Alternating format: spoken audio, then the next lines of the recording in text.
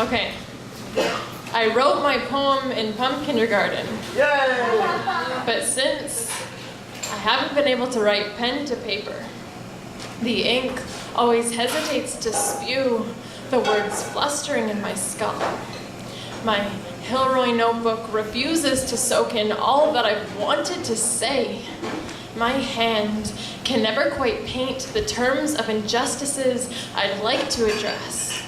I always end up scribbling storms of stress in blood ink, but it just runs off the page. My poetry is in a constant state of denial.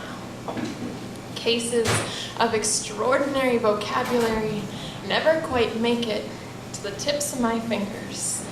The kisses he planted on my lips never quite fit in between the lines. The page always seems to cut me off. My rusted miseries find ways of clawing themselves off the page, leaving nothing but vague traces of my tarnished words.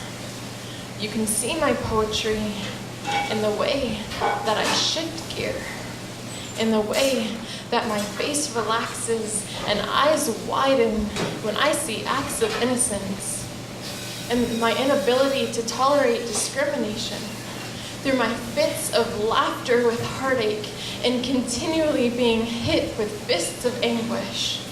How I leave cute little notes to the ones I love on roller coasters and jungle gyms only to make them jump through hoops of fire to know what they mean to me.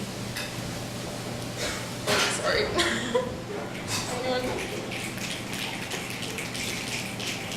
You can see poetry in my pupils when I spin the globe round and round, counting the countries to which I will travel. Dancing visions of adventures I will soon embark.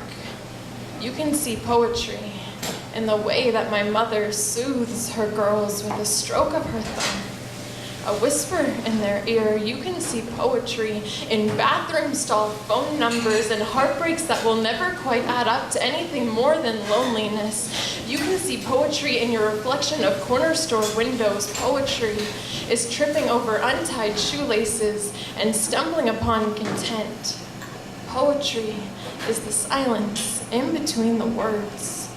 Poetry is not written ink to paper, words to sentences. Poetry dances off the page and sprinkles you with reality, dressed in fantasy.